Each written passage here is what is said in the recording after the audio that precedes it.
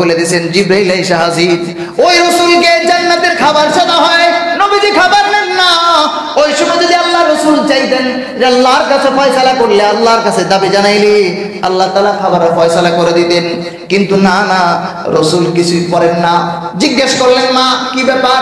বলছে আব্বা জান 5 দিন যাবত ঘরে কোনো খাবার নেই। হযরত ফাতেমার এই কথা শুনে নবীজি বললেন মা সবর করো, ফাসবির সবরান জামিলা, ধৈর্য ধারণ করো, তোমার আব্বাও তো ক্ষুধার্ত। বদর ময়দানে, উহুদের ময়দানে নবীজি পাথরের আঘাত খাইছেন, কিন্তু চোখে পানি আসে নাই। ওই যে মামার বাড়ি এলাকায় তায়েফে নবীজি নির্যাতিত হয়েছেন, চোখে পানি আসে নাই। ওই দিন রাসূলের চোখ দিয়ে ঝরঝর করে পানি। কিছুক্ষণের মধ্যে হযরত জিবরাইল এসে হাজির। ইয়া রাসূলুল্লাহ, হাবিবাল্লাহ, কাইন্দেন না, আপনি হযরত ফাতেমারে খবর দেন, আল্লাহর পক্ষ থেকে সালাম জানান, আল্লাহর পক্ষ থেকে ফাতেমার জন্য সালাম। কিসের সালাম? সালাম জানায় দেন সাইয়্যিদাতুন নিসায়ে আহলিল জান্নাহ, আল্লাহ তাআলা ফাতেমারে জান্নাতি মহিলাদের সরদার বানায় দিবেন। ওই দিন হযরত ফাতেমা নামে জান্নাতের মহিলাদের সরদারের ঘোষণা আসে। যেদিন বুকা বাঁকা ছিলেন 5 দিন। বন্ধুগণ, কথা হইল নবীজির রুচি ছিলেন উন্নত 3টা রুচির কথা বলতেছিলাম। নবীজি বলতেন আমার 3টা রুচি। কি 3টা ছিলেন? কত দরদি ছিলেন। আর আমরা সামান্য সামান্য বিষয়ে নবীর আদর্শের কোনো খোঁজ খবর থাকে না। রাসূল করিম সাল্লাল্লাহু আলাইহি সাল্লামকে আমরা আমাদের জীবনের ক্ষেত্রে ভুলে যাই। অথচ রাসূল করিম সাল্লাল্লাহু আলাইহি সাল্লাম যখন একেবারে শেষ মুহূর্তে চলে আসছেন, আমরা বলছিলাম যে আল্লাহ তাআলা নবীদেরকে নাম ধরে ধরে ডেকেছেন, কিন্তু আল্লাহর হাবিব সাল্লাল্লাহু আলাইহি সাল্লামকে আল্লাহ তাআলা ইয়া আইয়ুহাল মুদ্দাসসির, কখনো ইয়াসিন বলে ডেকেছেন, নতুন নতুন নাম দিয়েছেন। এক মজা অনুভব করেছেন। আল্লাহ তাআলা রাসূলকে বানিয়েছেন প্রেম দিয়ে। সাহাবায়ে কেরামের বক্তব্য আমরা শুনেছি যে হযরত আয়েশা সিদ্দিকা বলছেন, ইয়া রাসূলুল্লাহ, আমার এই 9 বছরের সাংসারিক জীবনে মনে হলো যেন আল্লাহ তাআলা আপনার শুধু মনের চাহিদা পূরণ করার জন্য ব্যস্ত আছে। আপনি যেভাবে চান ওভাবেই তো হয়, এর বাহিরে তো কিছু হয় না, এটাই তো আমি দেখতেছি। রাসূল করিম সাল্লাল্লাহু আলাইহি সাল্লাম যখন একেবারে অসুস্থ হয়ে পড়লেন, বিছানায় পড়ে গেলেন, এই সময় হঠাৎ আজরাইল আলাইহিস সালাম আসলেন। আয়েশা ঘরে ঢোকার অনুমতি চাইলেন। রাসূল করিম সাল্লাল্লাহু আলাইহি সাল্লাম অনুমতি দিয়ে দিলেন। আজরাইল আসলেন, সালাম দিয়া জিজ্ঞাসা করলেন, ইয়া রাসূলুল্লাহ, আপনার কাছে আল্লাহ এক সংবাদ দিয়ে পাঠাইছে। বলছে এই পৃথিবীতে এই পর্যন্ত যত মানুষের কাছে, যার কাছে গেছি, কারো কাছে সালাম দিয়া ঢুকি নাই, পারমিশন নিয়ে ঢুকি নাই।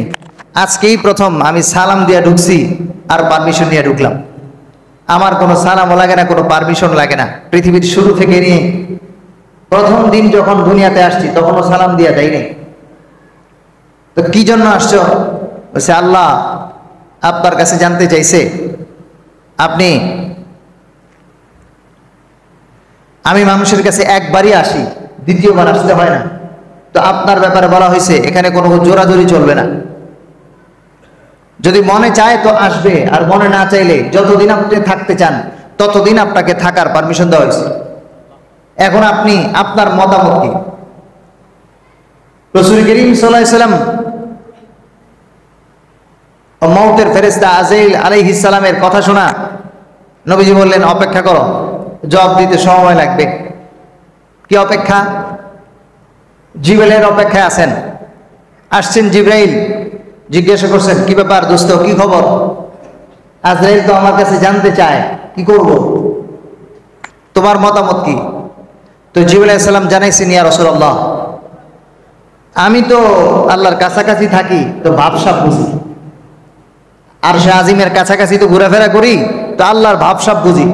ইন্নাল্লাহা ক্বাদ ইশতাকা ইলা লিকাইক। জিবরাইল বললেন, নবী গো, আপনি থাকবেন না চলে যাবেন মতামত চেয়েছেন, আল্লাহ তাআলা তো আপনার সাক্ষাতের অপেক্ষায় আছে। আপনি কখন যাবেন এ অপেক্ষায় অপেক্ষমান। আল্লাহ রাসূল বললেন, জিবরাইল, তাহলে তো নতুন করে আর চিন্তা ভাবনার কোনো দরকার নাই, কিন্তু আমার একটা চিন্তা, এ বন্ধু, এ দোস্ত, এ যুবক, এ পর্দার আড়ালের মা, তোমাদের জন্য এই কথা। এর যুবক মুসলমান বন্ধু, রাসূল যখন বুঝতে পারলেন আল্লাহ তাআলা তার সাক্ষাতের অপেক্ষায়, নবীজি তখন চিন্তা করলেন, নতুন করে আর চিন্তা ভাবনা করার কোনো সুযোগ নাই। আল্লাহর যা তামান্না, আল্লাহর যা আকাঙ্ক্ষা, ওইটাই তো আমার আকাঙ্ক্ষা। কিন্তু আমি তো চলে যাব, আমার উম্মতের কি অবস্থা হবে জিবরাইল, আমি জানবার চাই। আমি যতদিন দুনিয়ায় থাকবো ততদিন আমার উম্মতকে আল্লাহ ধ্বংস করবেন না। কোরআনে কারিমে আল্লাহ তাআলা জানাই দিয়েছেন, মা কানা আল্লাহু লিউআযিবাহুম ওয়া আনতা ফীহিম ওয়া মা কানা আল্লাহু মুআযিবাহুম ওয়া হুম ইস্তাগফিরুন। আমি যতদিন দুনিয়ায় থাকবো, এক নাম্বার, ততদিন আমার আল্লাহ আমার উম্মতকে ধ্বংস করবেন না। দুই নাম্বারে, আমার উম্মত যতদিন ইস্তিগফারের আমল করবে, আমি আল্লাহর কাছে যতদিন মাফ চাইবে, ততদিন আল্লাহ আমার উম্মতকে ধ্বংস করবেন না। আমি যদি চলে যাই, আমার উম্মত যদি ইস্তিগফার চাইরা দেয়, তাহলে আমার উম্মতকে তো আল্লাহ ধ্বংস করে দিবে। ও বন্ধু, তুমি নাচানাচি লাফালাফি করো, সংসদে নাচানাচি করো। আজকাল যে আমাদের যে রুচির অবস্থা, গুনাহে ছড়াছড়ি, মন্ত্রী সাহেবের উপস্থিতিতে সাংস্কৃতিক অনুষ্ঠান, গানের অনুষ্ঠান, এ সমস্ত লাফালাফি থাকতো না যদি রাসূল করিম সাল্লাল্লাহু আলাইহি সাল্লামের দোয়া না থাকতো। ওই সময় আল্লাহর হাবিব সাল্লাল্লাহু আলাইহি সাল্লাম জিবরাইলের মাধ্যমে জানতে চাইলেন আমার উম্মতের কি অবস্থা হবে। জিবরাইল আলাইহিস সালাম জানায় দিলেন, আল্লাহর থেকে আবার খবর নিয়ে আয়েশা জানায় দিলেন, ইয়া রাসূলুল্লাহ, আল্লাহ তাআলা জানাইছেন আপনি যদি দুনিয়া থেকে চলে যান, পেরেশানির কোনো কারণ নাই, আল্লাহ তাআলা আপনার উম্মতের জিম্মাদারি গ্রহণ করবেন। হ্যাঁ বন্ধু, তুমি কোথায় আছো? কোন জিনিস নিয়ে তুমি ভাবো? তোমার ভাবনা চিন্তায় তোমার মগজ ধোলাই করা দরকার। তোমার রুচি নষ্ট হয়ে গেছে। নবীজির রুচি কেমন ছিল, কেমন কি চিন্তা? মৃত্যুর একেবারে প্রহর গুনছেন নবীজি। ওই সময় উম্মতের চিন্তায় ব্যস্ত, আর তুমি তোমার ছেলে সন্তান নিয়ে ব্যস্ত, তুমি তোমার বিবি নিয়ে ব্যস্ত, তুমি তোমার বিল্ডিং বানানোর জন্য ব্যস্ত। তোমার রুচি কোন জায়গায়? সাহাবা একরামের রুচি কি? তোমার রুচি কোথায়? নবীর ভালোবাসা কোথায়? ভালো করে বোঝা দরকার। আল্লাহ রাব্বুল আলামিন তো এই জন্যই বলছেন, মুসলমান কারা, নবীর ভালোবাসনেওয়ালা কারা, উন্নত চরিত্রের অধিকারী কারা হবে? যারা আখিরাতের চিন্তা করে, তারাই তো উন্নতের চরিত্রের অধিকারী হবে। রব্বি কারীমের থেকে যখন ফয়সালা হয়ে গেল আল্লাহ তাআলা উম্মতের জিম্মাদারি গ্রহণ করবেন, উম্মতের এই জিম্মাদারির অবস্থায় যখন নবীজি খবর পাইলেন, এখন তো নবীজি বুঝতে পারলেন এখন আর কোনো পেরেশানি নাই, জিম্মাদারির দায়িত্ব হয়ে গেছে, এখন আর কোনো পেরেশানি নাই। জিবরাইলের সাথে কথা হয়। এবার নবীজি উপর দিকে হাত তুললেন, খুশিতে কথা হয়, নানান কথাবার্তার ফাঁকে ফাঁকে হঠাৎ করে নবীজির হাত জমিনে পড়ে যায়। পাশেই ছিলেন হযরত আয়েশা, বুঝতে পারলেন নবীজি আর দুনিয়ায় নাই। বললেন, ইন্না লিল্লাহি ওয়া ইন্না ইলাইহি রাজিউন। বাহিরে আওয়াজ চলে গেল, হযরত ফাতেমা আওয়াজ শুনে চলে আসলেন। এবার ঘরে ঢুইকা সালাম দিয়া কেমন যেন জিন্দা বাবার সাথে কথা বলতেছেন। বলছেন, ইয়া বাতা মালিকাল জান্নাতিল মাওয়া, ও আব্বু, আপনি তো জান্নাতুল ফেরদাউসের বাসিন্দা হয়ে গেছেন। ইয়া বাতা আজাবা রাব্বান নাসি দা, আব্বু তো আল্লাহর ডাকে সাড়া দিয়ে চলে গেছেন। হযরত ফাতেমা বলছেন, আব্বু তো আল্লাহর ডাকে সাড়া দিয়ে চলে গেছেন। হযরত ফাতেমা বাবার সাথে কথা হয়, উনি বললেন, ইয়া জিবরাইল আনা দা। উনি বলছেন, হযরত ফাতেমা বলেন, জিবরাইল আসবে, ওহি নিয়ে আসবে। তখন তো ফাতেমা জিবরাইলকে দেখতেছে না, কিন্তু জিবরাইল তখনও দাঁড়ানো। যে উনি বলতেছেন জিবরাইল আসবে আমার আব্বার কাছে ওহি নিয়া। আমি বলল, জিবরাইল কেন তুমি আসছো? আমার বাবা তো আর নাই, ওহি নিয়ে আসার কোনো দরকার নাই। রাসূল করিম সাল্লাল্লাহু আলাইহি সাল্লাম ইন্তেকালের আগে বলে গিয়েছেন, আমার যখন ইন্তেকাল হয়ে যাবে, আমার ইন্তেকালের পর আমারে গোসল দিয়া কাফন পড়া জায়গার ভিতরে রাইখা দিবা, ঘরের ভিতরে রাইখা তোমরা কিছুক্ষণের জন্য ঘর থেকে বের হয়ে যাইবা। তোমরা ঘর থেকে বের হয়ে গেলে ফেরেশতারা এসে আমারে সালাম দিবে। এরপরে তোমরা জানাজায় শরীক হইবা, জানাজা পড়াইবা। আল্লাহর হাবিব সাল্লাল্লাহু আলাইহি সাল্লামের যখন এই অবস্থা চলতেছে, ফাতেমা যখন এভাবে কথা বলে আওয়াজ ছড়ায়া যায়, দরজার বাহিরে আওয়াজ চলে যায়, সাহাবায়ে কেরামের মধ্যে কান্নার রোল পড়ে যায়। ইন্তেকাল হয়ে গেছে, নবীজি আওয়াজ ছড়ায় গেলে হযরতে ওমরে ফারুক রাদিয়াল্লাহু আনহু কাপ থেকে তরবারি করলেন, বললেন নবীজি ইন্তেকাল হয়েছে, এই শব্দ আমি শুনতে চাই না। আমার মাহবুব দুনিয়া থেকে চলে গেছে, এটা আমি শুনতে চাই না। যে বলবা নবীর ইন্তেকাল হয়েছে, ওর জন্য আমি তরবারি বের করে দিস। হযরত ওমরের আওয়াজে সাহাবায়ে কেরামের কান্না, শুধু চোখ থেকে পানি ঝরে, অন্য কোনো আওয়াজ নেই, চুপচাপ আওয়াজ চলতেছে। হযরত ওমর ফারুক বলছেন, না না, নবীজি তো ইন্তেকাল হইতে পারে না নবী, তাহলে কি হয়েছে? হযরত ওমর ফারুক বলেন, তো মাহবুবের সাথে দেখা করতে গেছে। কেমনে কেমনে বুঝলা? মুসা আলাইহিস সালাম যখন আল্লাহর সাথে তুর পাহাড়ে কথা কয়, কথা বলতে বলতে এত মজা লাগে যায়, মুসা পয়গম্বর আল্লাহকে ডেকে বলে, আল্লাহ গো, তোমার কথা শুনতে এত মজা, তুমি দেখতে জানি কত মজা হইবে। তোমার কথা যদি এত মজা হয় মালিক, তুমি দেখতে জানি কত সুন্দর, না দেখা কথা বলতে মজা লাগে না, মালিক একটু দেখা দাও না। আল্লাহ বললেন, ফাসাউফা তারানি, মুসা খুব তাড়াতাড়ি আমারে দেখতে পাইবা, তবে দেখার জন্য একটা পরীক্ষা লাগবে। কি পরীক্ষা? আল্লাহ বললেন, একটা পরীক্ষা, তুর পাহাড়ের মধ্যে আমার তাজিল্লি ফেলাই দিব।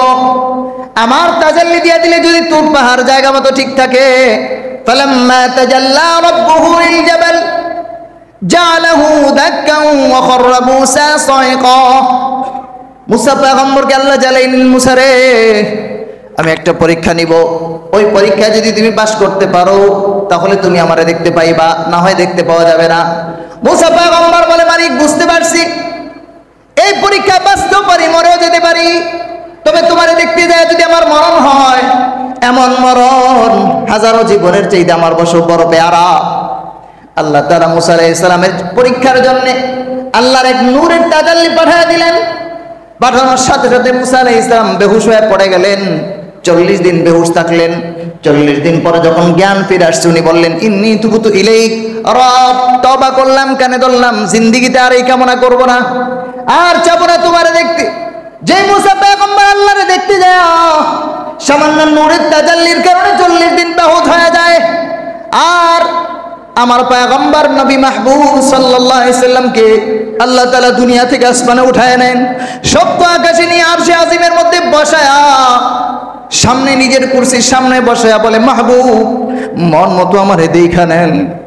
ওমরে ফারুক বলেন, যে পয়গম্বরকে, যে আল্লাহকে দেখতে যায় মুসা পয়গম্বর 40 দিন বেহুশ থাকে, ওই জায়গায় যেমন বেহুশ হয়ে গেছেন, আমার মাহবুব নবী করিম সাল্লাল্লাহু আলাইহি সাল্লাম আল্লাহর সাক্ষাতে যাবেন, এখানে ইন্তেকাল হয় না, এখানে কেমন যেন বেহুশ হয়ে গেছে, অচেতন হয়ে গেছে। হযরত ওমর ফারুকের আওয়াজ পুরো এলাকা ছড়ায় যে নবীজি দুনিয়া থেকে চলে গেছেন। হযরত আবু বকর কিছুক্ষণের জন্য, নবীজি যখন কিছুটা ভালো অনুভব করতেছিলেন, কয়েকদিন যাবত নবীজির সেবায় ব্যস্ত হযরত আবু বকর। ঘরে বাজার সাজারও করা দরকার। কিছুটা যখন ভালো, নবীজির কাছ থেকে বিদায় নিয়ে ছুটি নিয়ে চলে গেলেন, বাজার সাজার করতে যায়। কেমন যেন আল্লাহ তাআলা আবু বকর সিদ্দিককে নবীর থেকে দূরে সরায় নিছেন। কারণ আবু বকর তো এত সম্পর্ক হতে পারে, নবীজির কাছে থাকলে, নবীজির ইন্তেকাল হয়ে গেলে আবু বকর কন্ট্রোল করতে পারবেন না, কলিজা ফাইটা হয়তো মারা যাবে। আল্লাহ তাআলা কেমন যেন দূরে সরায় দিয়েছেন। আবু বকর কিছুক্ষণের মধ্যে চলে আসলেন। আইসা যখন খবর পাইলেন নবীজি চলে গেছেন, ঘরে ঢুইকা সালাম দিয়া নবীজির কোলে করে পাজা করে চড়ায় ধরছে, আর ডাইকে বলে, মাহবুব এমন কথা আবু বকর বলছেন যে কথা বললে দিল চৌচির ফাইটা যায় রে বন্ধু। হযরত আবু বকর সিদ্দিক নবীজিকে বললেন, কেমন যেন জিন্দা নবীর সাথে কথা হয়। আবু বকর দেখছেন, বন্ধু জীবনের যে জায়গায় গেছেন সব জায়গায় তোমার নিয়ে গেলেন, আজকে এই যাত্রায় এই সফরে কেন আমার নিয়ে গেলেন না? এভাবে কথা বলতেছিলেন। হযরত আবু বকর সিদ্দিকের কান্না চোখে পানি ঝরে। কিছুক্ষণের মধ্যে হযরত আবু বকর সিদ্দিক দরজা খুলে বের হয়ে গেলেন। উপস্থিত আবু বকর সিদ্দিক ওমরকে ডাকলেন। বাবা মারা গেলে বড় ভাই যেমন ছোট ভাইদেরকে কাছে নিয়ে বুকে জড়ায় আদর করে আর সান্ত্বনা দেয়, আবু বকরের কাছে নিয়ে বুকে জড়ায় সান্ত্বনা দিলেন, খুতবা দিলেন। এর মধ্যে কোরআনে কারীমের এক আয়াত তেলাওয়াত করলেন, ইন্নাকা মাইয়িতুন ওয়া ইন্নাহুম মাইয়িতুন থুম্মা ইন্নাকুম ইয়াওমাল কিয়ামাতি ইনদা রাব্বিকুম তাখতাসিমুন। অর্থ হইল ইন্নাকা মাইয়িতুন ওয়া ইন্নাহুম মাইয়িতুন, হে রাসূল আপনিও মারা যাবেন, আপনার যারা শত্রু, যারা আপনাকে মানে না, ওরাও মারা যাবে। হযরত ওমর বুঝতে পারলেন নবীজি আর নাই। আবার তেলাওয়াত করলেন হযরত আবু বকর, ওমা মুহাম্মাদুন ইল্লা রাসূল কদ খালাত মিন ক্বাবলিহির রাসূল। বুঝাইতে চাইলেন আয়াতের অর্থ হইল মুহাম্মদ সাল্লাল্লাহু আলাইহি সাল্লাম একজন রাসূল, উনি কিন্তু খোদা না, উনি একজন পয়গম্বর, আল্লাহর সবচেয়ে প্রিয়, দুনিয়ার মাখলুকের সমস্ত মাখলুকের চাইতে সেরা প্রিয় ব্যক্তি আল্লাহর পরে মুহাম্মদুর রাসূলুল্লাহ, কিন্তু তিনি কিন্তু খোদা না, ওনার দুনিয়া থেকে বিদায় হইতে হবে।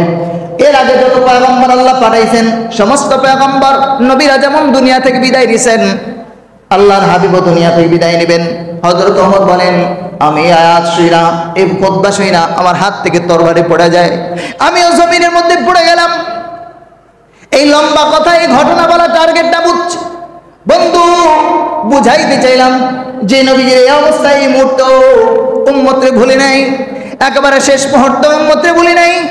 ওই রাসূল তোমার আমার শেষ মুহূর্তে বলে নাই, আর তোমার আমার জিন্দেগি কেমন হইলো, বিয়ার সময় রাসূলের কথা খবর থাকে না, বৌভাতের সময় তোমার নবীজির কথা মনে থাকে না, ছেলে সন্তানের জন্মদিন পালন করার জন্য ব্যস্ত হয়ে গেছো, মসজিদে আসার কথা খবর থাকে না, তোমার দাড়ি রাখার কথা মনে থাকে না, তোমার রাসূল কেমনে মনে রাখবে?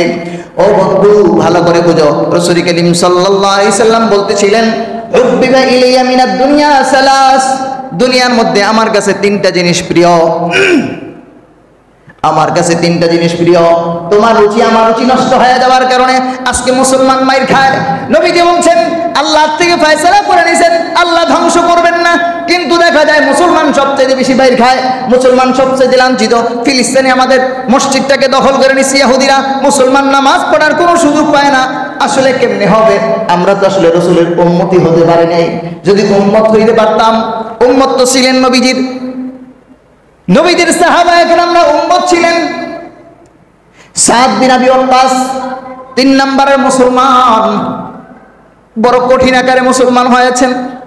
মা বাবা চরম পর্যায়ে পিটাইছেন হযরতে সাদ বিন আবি ওয়াক্কাসকে। সম্পর্কে নবীজির মামা হয়, সম্পর্কে নবীজির মামা হয়। নবীজি সাহাবায়ে কেরামকে লক্ষ্য করে বলতেন মাঝে মাঝে, আমার মামার মতো একজন মামা পারলে দেখাও। কি সেই সাদ বিন আবি ওয়াক্কাস?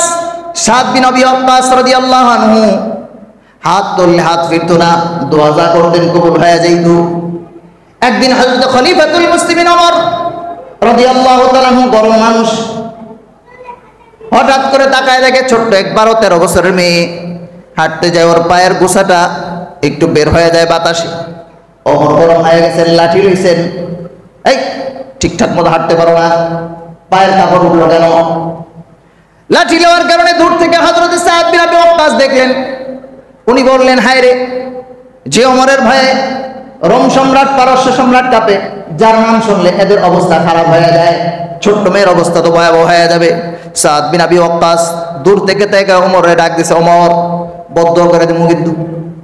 যখন বলছে বদদুয়া করে দেবো, হযরত ওমর হাত জোর করে কর জোর করে দৌড়ে আইছেন, ঠোঁটের মধ্যে ধরছে, ভাইজান বদদুয়া করেন না, যেই লাঠি উঠাইছিলাম ওই লাঠি আপনার হাতে দিয়ে দিলাম, আপনি আমার যা মন চাই পিটান, কিন্তু বদদুয়া করেন না। দোস্ত এরা ছিল নবীদের উম্মত, কেমন বদদুয়া কেমন দোয়া। ওমর রাদিয়াল্লাহু তাআলা জামানায় সাদ বিন আবি ওয়াক্কাস ছিলেন সেনাপতি, গভর্নর। উনি যখন পারস্যের বিরুদ্ধে যুদ্ধ করতে যায়, চলে গেলেন নদী পার হইতে হবে, এরকম বন্দরের নদী পার হইতে হবে, বিশাল পারস্য সাগর পাড়ি দিতে হবে, ব্রিজ আছে ব্রিজ। কাছাকাছি যখন চলে গেলেন, পারস্যের সেনাপতি খবর পাঠাইলেন সাদ বিন আবি ওয়াক্কাসের কাছে, আগে আমরা দেখি একটা সন্ধি চুক্তি আলাপ আলোচনার মাধ্যমে সমাধান করা যায় কিনা। খবর পাঠাইছেন, আপনার পক্ষ থেকে একটা লোক পাঠান, দুধ পাঠান, কথা হবে। নবীর উম্মত কাকে বলে ভালো করে শোনো। সাদ বিন আবি ওয়াক্কাস লড়াচড়া করতে পারেন, অসুস্থ, ফোড়া হয়েছে, ফোড়া ইরানের মধ্যে বড় আকারে ফোড়া। এই জন্য তিনি লড়াচড়া করতে পারেন না, ইশারায় সব কিছু বসে থেকেই সব কমান্ডিং করতেছেন, পরিচালনা করতেছেন। তাকায় দেখেন, এদিক সেদিক তাকায়, তাকায় দেখেন একজন সাধারণ মুসলমান সৈনিক, শরীরে কাপড় নেই, লুঙ্গি নিচে একটা পড়া, উপরে একটা গামছা, দেখে বলে দিয়ে আসো। বলে কি করতে হবে? বলে যাও, পারস্যের সেনাপ্রধান, তোমার তার সাথে কথাবার্তা বলতে হবে, তুমি যাও। কোনো কথা নাই। মুসলমানদের সেনাপতি আমির নির্দেশ দিছেন, লুঙ্গি পইরা শরীরে গামছা নিয়ে দৌড়, ঘোড়া নিয়ে তরবারি নিয়ে হাজির। পারস্যের সেনাপতি নদীর ওই পার, ব্রিজের ওই পার থেকে একবারে সেনা ছাউনি পর্যন্ত পুরো রাস্তা দুপার দিয়া সৈনিক দিয়া ভরপুর করে রাখছে। কিন্তু মুসলমান নবীর উম্মত, উম্মত কাকে বলে? উম্মত কাকে বলে এখান থেকে শিখতে হবে দোস্ত। সাধারণ সৈনিক মুসলমান তরবারি নিয়ে ঘোড়ার উপরে পইয়া সামনের দিকে রওনা করে, জিকিরের জবান দ্বারা শুকুর জিকির চলতেছে, আল্লাহ আল্লাহ জিকির চলে। এটাই না তাকায় না, বায়ও তাকায় না, একেবারে পারস্যের সেনাপ্রধানের একেবারে কার্যালয়ের ভিতরে ঢুকে গেছে। আশপাশের সেনারা বলে, এর কেমন অহংকারী মানুষ, আমাদের দিকে একটু তাকাই না, নিজ দিকে তাকায় তাকায় চলে গেল একদম সোজাসুজি। এখনো দেখবেন অনেক জায়গায় তরবারি এবারে রাখা আছে রাষ্ট্রপ্রধানদের সামনে অথবা সেনাবাহিনীর সামনে, এরকম থাকে। ওই দিকেও তাকানো নাই, উনি নিজ দিয়ে সরাসরি ঢুকে গেছেন, কোনো কথাবার্তা নাই। সেনাপ্রধানের কার্যালয়ে যায় সরাসরি সেনাপ্রধানের সিংহাসনে বৈশা পড়ছে। সেনাপ্রধান একটু সাইডেই ছিলেন, বৈশা বলতেছেন, কি ব্যাপার, আপনি নাকি ডাকছেন কথা বলার জন্য? বলে হ্যাঁ ডাকছি। সেনাপ্রধানের তো মেজাজ গরম, আমার চেয়ারে বৈশা পড়ছে, বেটা বেয়াদব, লাভ দিয়ে নাই মা। উন্নত মানের কার্পেট বিছানো আছে, ওইটারও উঠাইছে, এবার ওইটারও উঠায়া জমিনের মধ্যে মাটির মধ্যে বৈশা বলতেছে, তোমার এই চেয়ারের চাইতে আমার আল্লাহর দেওয়া মাটি অনেক সুন্দর। মাটির মধ্যে বৈশা বলতেছে, কি কথা বলবো বলো? সেনাপ্রধান বলে, পারস্যের সেনাপ্রধান বলবে, তোমার কি বক্তব্য বলো?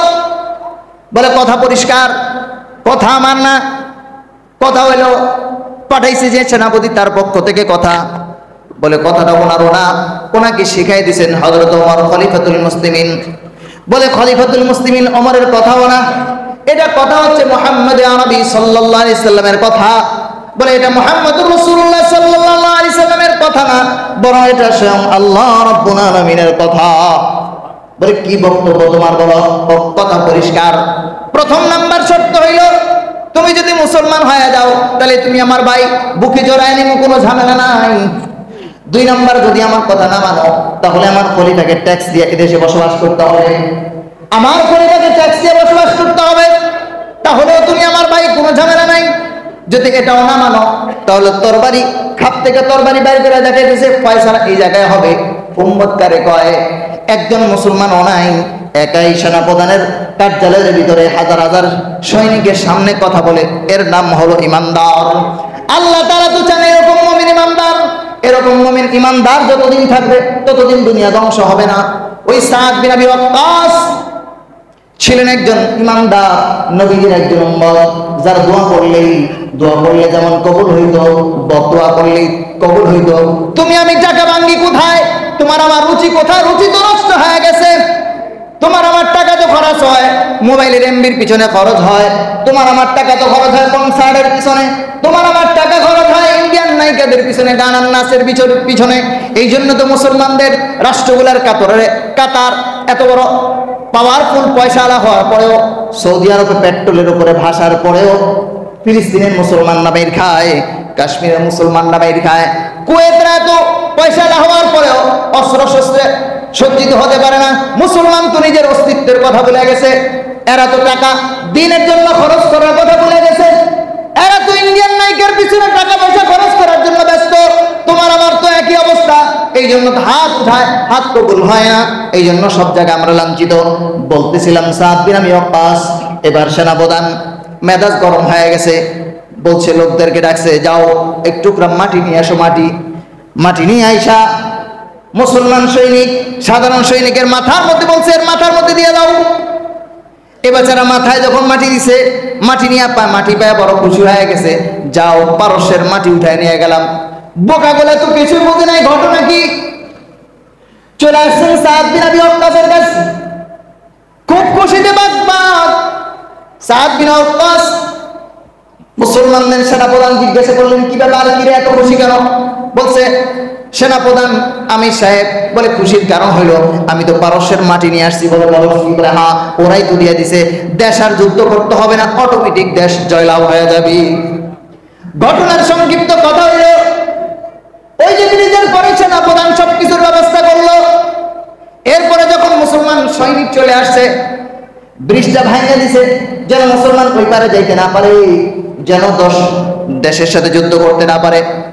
যখন ব্রিজ ভাঙিয়ে দিছে, মুসলমানদের সেনাপ্রধান সাদ বিন আবি ওয়াক্কাস বলতেছে, বলে আরে ব্রিজ তো পার করে না, নদী তো পার করে কে?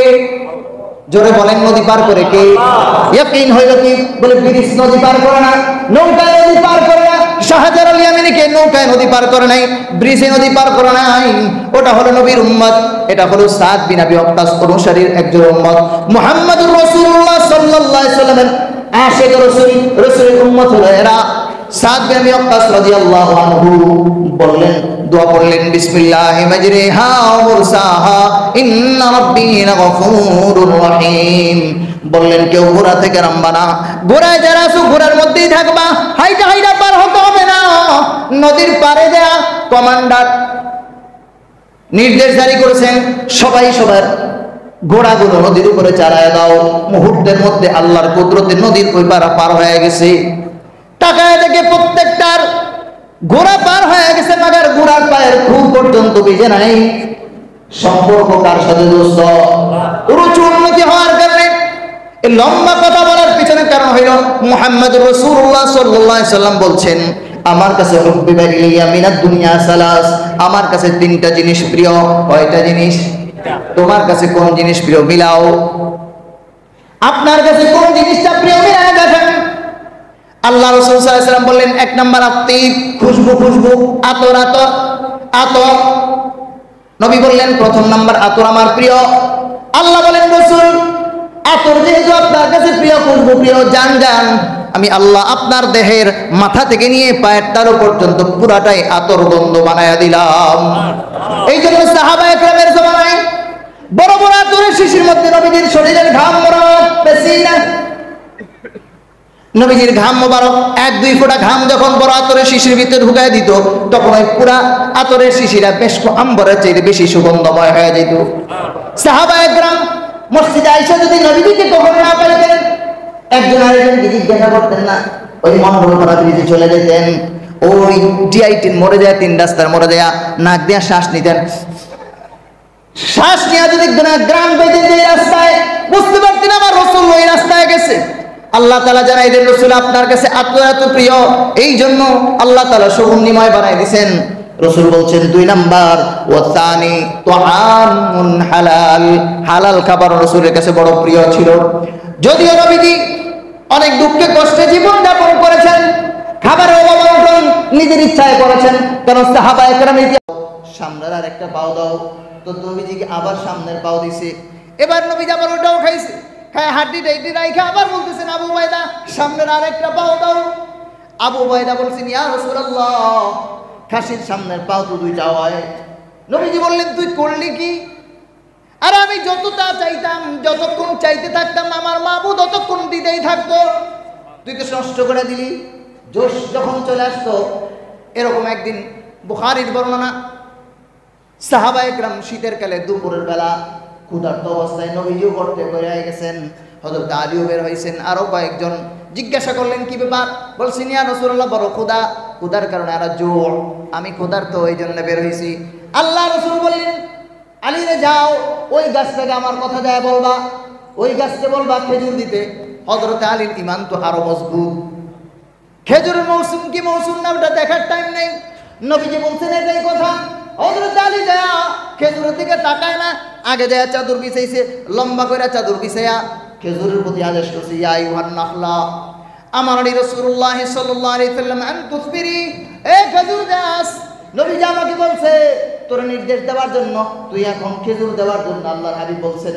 হযরত আলী রাদিয়াল্লাহু আনহু বলেন, আমি যখন হুকুম করলাম, মুহূর্তের মধ্যে তাকায় দেখি আমার ওই চাদরখানা টসটসে পাকা খেজুর দ্বারা ভরপুর হয়ে গেছে। এই ছিল সাহাবায়ে কেরামের আকিল। নবী করিম সাল্লাল্লাহু আলাইহি সাল্লামের রুচি কোথায়? হালাল খাবার, তোমার চাহিদা কোথায়?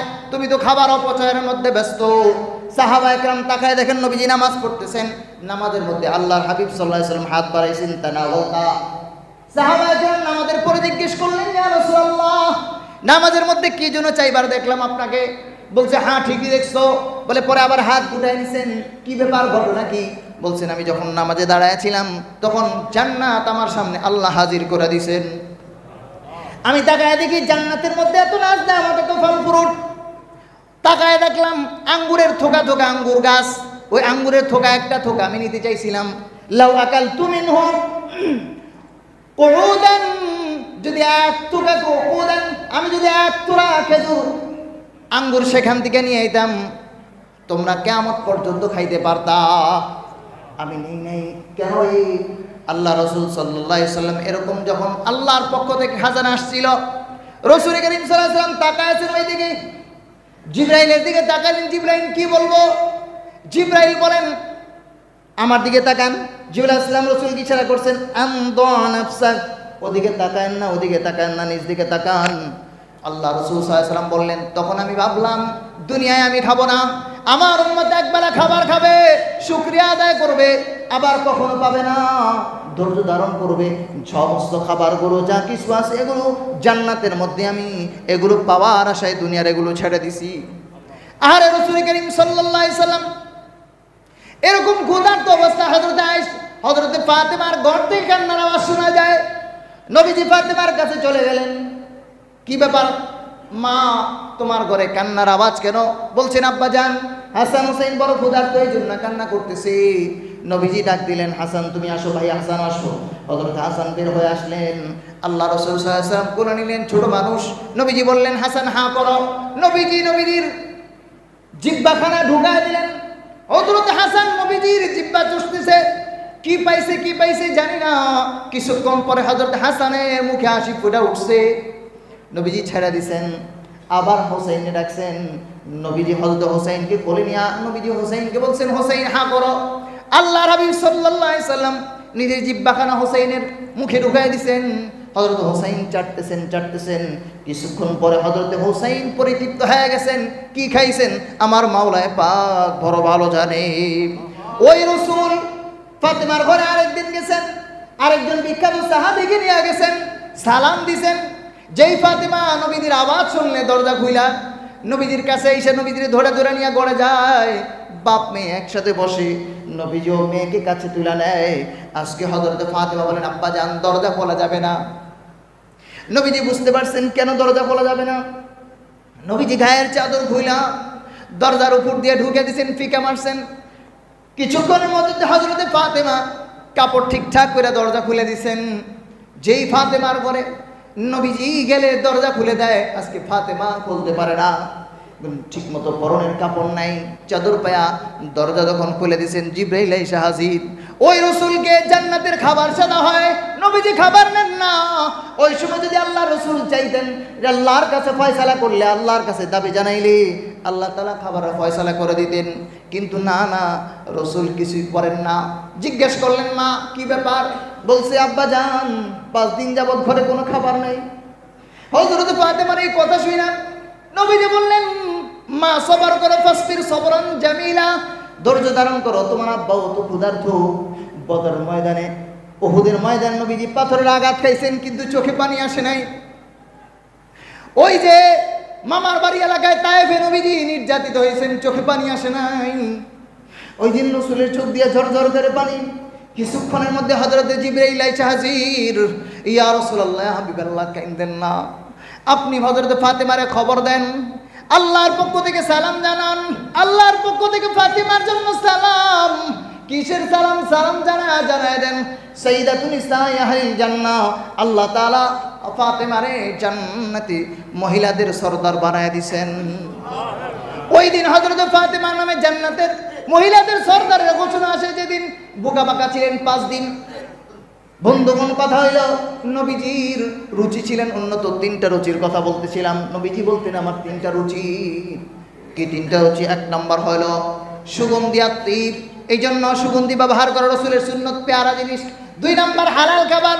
3 নম্বর হইল নেককার মহিলা বিবি, ওইটা আর বলতে পারবো না।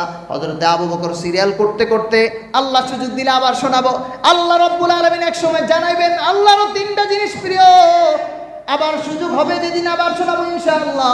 আবার চলে আসেন বন্ধু, আমাদের রুচি উন্নত করা দরকার, রুচি উন্নত করা দরকার। নেশা পানি ছাড়া এই সমস্ত হালাল খাবার খাওয়ার চিন্তা করা দরকার। আমাদের রুচি যখন উন্নত হবে, নবীর রুচির মতো উন্নত হবে, আল্লাহ তাআলার পেয়ারা হয়ে যাব, হাত তুলবো আর আল্লাহ আমাদের মোনাজাত দোয়া কবুল করে নিবে।